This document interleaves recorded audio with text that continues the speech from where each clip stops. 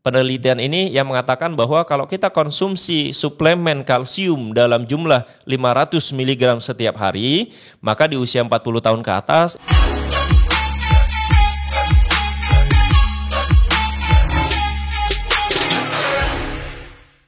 Halo guys, kemarin saya nonton sebuah video yang cukup menarik ya dari dokter ya. Jadi dokter ini adalah dokter di Rumah Sakit Siloam di Jakarta. Nah, beliau menjelaskan tentang bahwa ada sebuah penelitian yang mengatakan kalau kita mengkonsumsi suplemen kalsium, ingat ya, kalau kita mengkonsumsi suplemen kalsium 500 mg setiap hari, maka itu ada potensi kita kena serangan jantung. Ya, itu di usia 40 sampai 50 itu peluangnya naik 30%. Jadi semakin sering kita mengkonsumsi suplemen kalsium, ya kan, yang 500 mg setiap hari misalkan gitu ya. Terus nanti di usia 40 atau di usia 50, 40-an ke atas itu potensi kena serangan jantungnya itu naik 30%. Lalu potensi kena stroke-nya, ya, kena stroke itu naik 20%. Nah, dari sini aku langsung wow. Ya, ngeri gitu ya. Nah gini teman-teman, yang pertama aku mau bilang ya, mungkin ini sebenarnya ini cuma opini pribadi ya, disclaimer opini pribadi. Jadi kalau menurut saya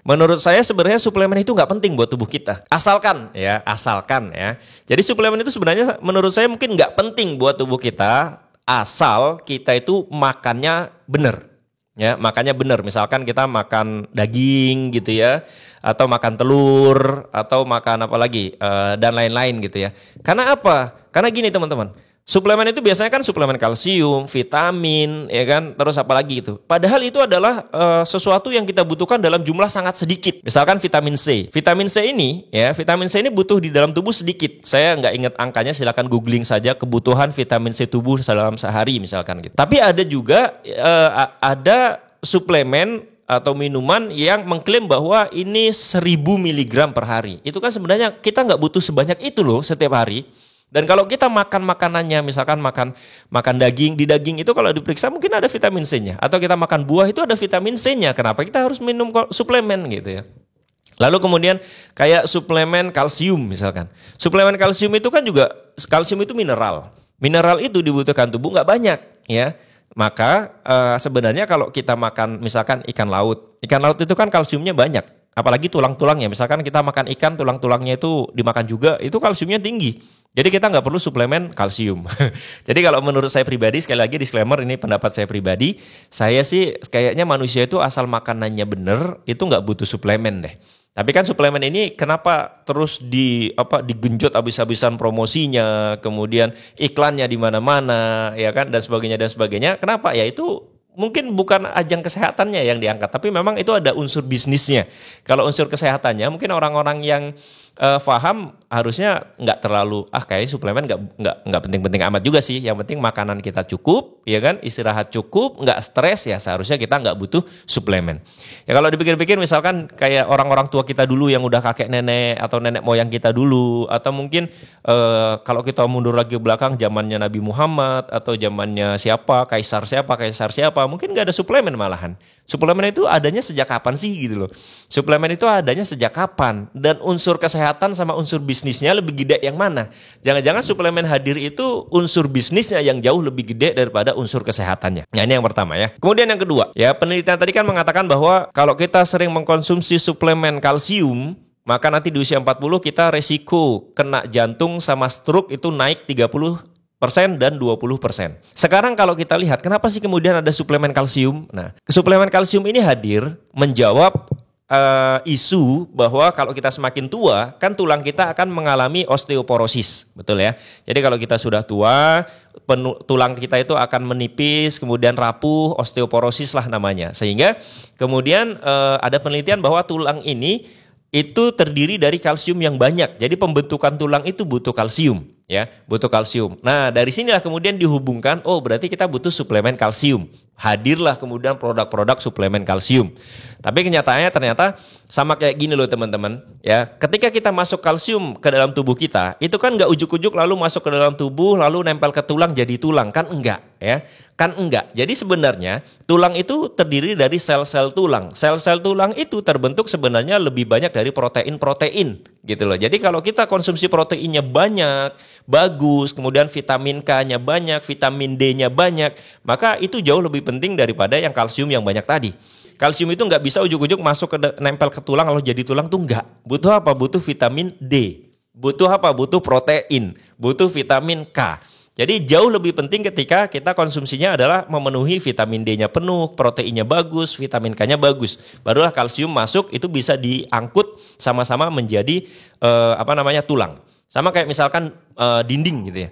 Dinding itu memang butuh semen ya, tapi kan kita nggak bisa ujuk-ujuk lemparin semen ke dinding lalu nempel jadi dinding, kan enggak, ya.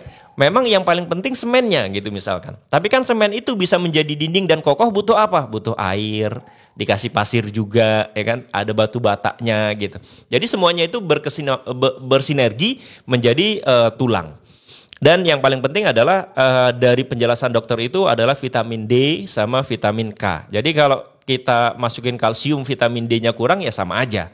Ya, sama aja. Ya gitu teman-teman. Itu ibarat, kalau kata dokter itu ibarat gini. Mobil itu butuh bensin ya. Mobil itu butuh bensin untuk apa? Untuk jalan. Motor butuh bensin untuk jalan. Ya, tapi apakah kita beli bensin terus kita siram bensinnya ke motornya? Kan enggak, ya kan? Bensinnya kita taruh di tangkinya, kemudian dengan mekanisme tertentu bensin itu dibakar menjadi energi, ya, menjadi power untuk menggerakkan mobil atau mesin. Nah, seperti itu teman-teman ya. Jadi kalau dibilang kalsium itu diperlukan kok buat tulang, iya, betul. Kalsium diperlukan buat tulang, tapi nggak ujuk-ujuk ketika kalsium masuk ke dalam tubuh kita lalu nempel di tulang jadi tulang, itu nggak gitu juga. Tadi analoginya misalkan kayak tembok atau kayak mobil yang butuh bensin. Nah kemudian yang ketiga teman-teman yang mau saya bilang adalah gini, kenapa sih kemudian ketika konsumsi kalsium terlalu banyak bisa menyebabkan serangan jantung lalu kemudian bisa stroke? Jadi gini, sebenarnya simpelnya begini teman-teman. Satu, kalsium itu adalah mineral. Jadi mineral masuk ke dalam tubuh ya, misalkan 500 mg setiap hari, berjalan setiap hari berbulan-bulan, bertahun-tahun.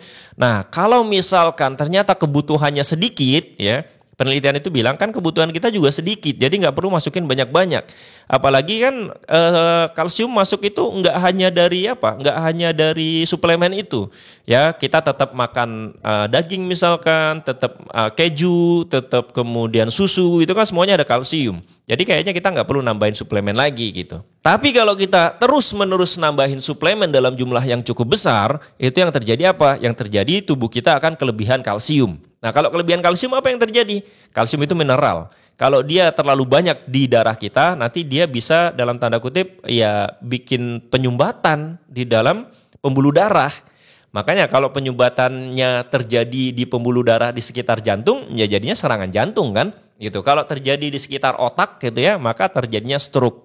Nah, itulah kenapa sangat relevan sekali gitu ya.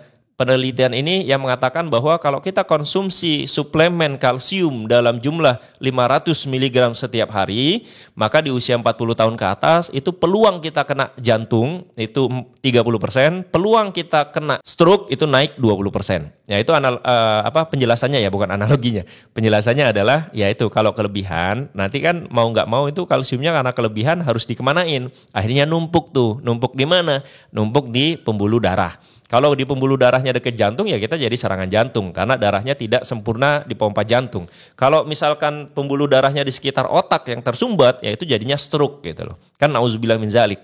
Nah gitu teman-teman. Nah ini teman-teman harus paham, kita mungkin harus lebih cerdas lah ya. Harus lebih cerdas, terutama saya pribadi, untuk ini perlu nggak sih buat tubuh gitu loh. Kalaupun perlu sebenarnya butuhnya berapa sih gitu ya. Ya misalkan vitamin C kita butuh nih, oke butuh. Butuhnya berapa setiap hari? Dicek di Google, misalkan kebutuhan vitamin C kita setiap hari itu berapa. Lalu kemudian cari sumber vitamin C. Ya, cari sumber vitamin C ya. Sumber vitamin C itu ada di mana? Ya, jangan-jangan kalau kita makan nasi mungkin ada vitamin C-nya. Kalau kita makan telur mungkin ada vitamin C-nya. Kalau kita makan hati ayam atau hati sapi atau hati kambing mungkin ada vitamin C-nya. Kita makan daging mungkin ada vitamin C-nya.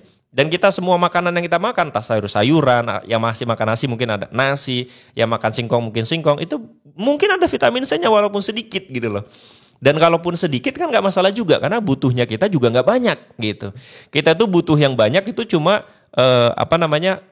untuk energi, dalam hal ini makronutrien. Jadi dalam tubuh itu sebenarnya kita butuh dua ya, makronutrien sama mikronutrien. Nah, makronutrien kalau di penjelasan kimia pangan itu ada karbohidrat, lemak, dan protein. Makronutrien itu sebagian besar digunakan untuk energi. Jadi seperti itu, kayak nasi, lemak, karbohidrat, lemak, sama protein. Itu makronutrien. Yang kedua, kebutuhan tubuh kita itu butuh mikronutrien. Nah, kalau mikronutrien ini adalah mikro ya, mikro kan kecil. Jadi mikronutrien itu adalah nutrisi-nutrisi yang kita butuhkan dalam jumlah yang sangat kecil. Ya, contoh-contohnya apa? Mineral, misalkan kalsium, magnesium gitu kan. Natrium itu adalah mineral atau mikronutrien yang kita butuhkan dalam jumlah yang sangat kecil. Kemudian apalagi mikronutrien? Ada vitamin ya. Vitamin itu butuh tapi kita nggak butuh banyak banget gitu. Misalkan ada vitamin yang larut air, ada vitamin yang larut lemak gitu ya. Kalau vitamin yang larut air ya itu gampang. Kalau kelebihan dia akan keluar bersama urin. Vitamin yang larut air itu misalkan vitamin C. Vitamin C itu kalaupun masuk ke dalam tubuh kita banyak, itu mungkin nggak terlalu bermasalah. Kenapa? Karena dia ketika kita buang air kecil, vitamin C itu larut dalam air sehingga dia bisa keluar ke dalam tubuh kita. Jadi kita udah makan banyak-banyak vitamin C, nanti pas pipis itu keluar lagi tuh. Kayak kita percuma aja gitu loh. Nah, kalau vitamin yang larut lemak, ya larut lemak tuh vitamin A, vitamin D, vitamin E, vitamin K. Nah, vitamin ini, 4 ini, itu larut di dalam lemak. Kalau kelebihan di dalam tubuh kita, nah itu nggak bisa ujuk-ujuk keluar melalui urin, tidak. Nah, makanya kemudian nggak perlu banyak-banyak juga minum suplemen vitamin gitu ya. Asalkan makanan kita udah cukup oke ya, kayaknya nggak perlu lagi suplemen itu. Gitu loh teman-teman. Nah, ini mungkin jadi pelajaran buat saya pribadi ya, dan buat teman-teman yang mungkin mendengarkan ya, feel free untuk misalkan diskusi di komen. Yang ingin saya bilang adalah mari kita lebih cerdas untuk memilih makanan apa yang boleh masuk dan makanan apa yang tidak boleh masuk ya. Ini butuh atau tidak gitu ya. Kalaupun butuhnya berapa, apakah butuh segini saja atau butuh banyak saja. Karena orang yang sehat itu bukan orang yang banyak makan ya. Ini adalah sebuah sebuah kalimat yang valid bahwa orang yang sehat itu adalah orang yang bukan banyak makan ya. Sehat itu bukan dilihat dari seberapa banyak dia makan. Kita lihat orang-orang yang sehat, orang-orang yang kemudian penyakitnya sedikit, itu justru adalah orang-orang yang makannya sedikit ya. Makannya sedikit. Contoh paling nyata adalah Rasulullah SAW.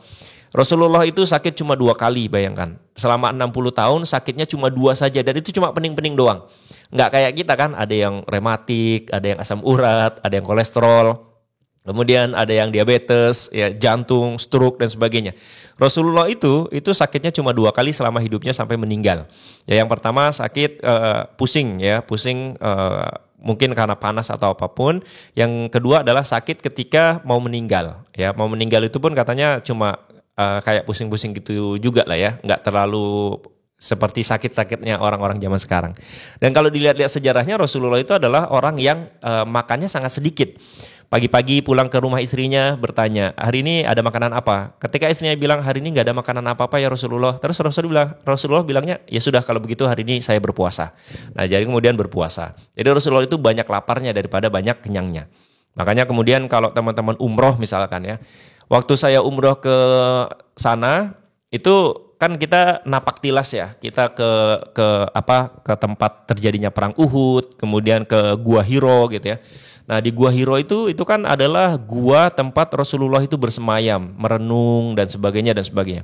Itu tinggi teman-teman. Jadi waktu pas saya datang itu ustadznya bilang itu Gua Hiro. Saya lihat Masya Allah tinggi ya gitu. Saya ngebayangin tuh, wih, Rasulullah aja pas naik ke Gua Hiro itu usianya 40 tahun. Berarti kan di usia 40 tahun Rasulullah bisa naik setinggi itu di udara yang cukup panas ya kan, padang pasir ya kan. Cukup panas, kuat, berarti kan fisiknya Rasulullah itu luar biasa kuat gitu. Bisa setinggi itu naik turun gitu. Nah, itu jamaah umroh saya waktu itu bilang, Masya Allah ya, saya kayaknya kalau naik ke sana ngap gitu loh. Nah, padahal itu usianya masih 20 atau 30 tahun. Tapi Rasulullah, ya itu tadi, karena memang tubuhnya sudah jarang makan sehingga penyakit pun tidak ada, staminanya bagus, dan kemudian fisiknya sering bergerak.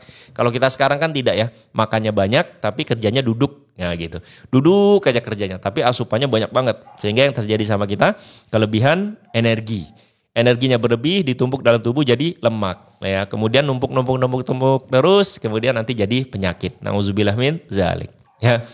Nah ini obrolan singkat saja, semoga teman-teman paham ya. Tidak ada paksaan untuk sepakat, kalau tidak sepakat juga tidak masalah ya. Dan disclaimer di awal tadi, ini adalah pendapat pribadi saya. Mohon maaf kalau banyak kesalahan. Assalamualaikum warahmatullahi wabarakatuh. Bye-bye.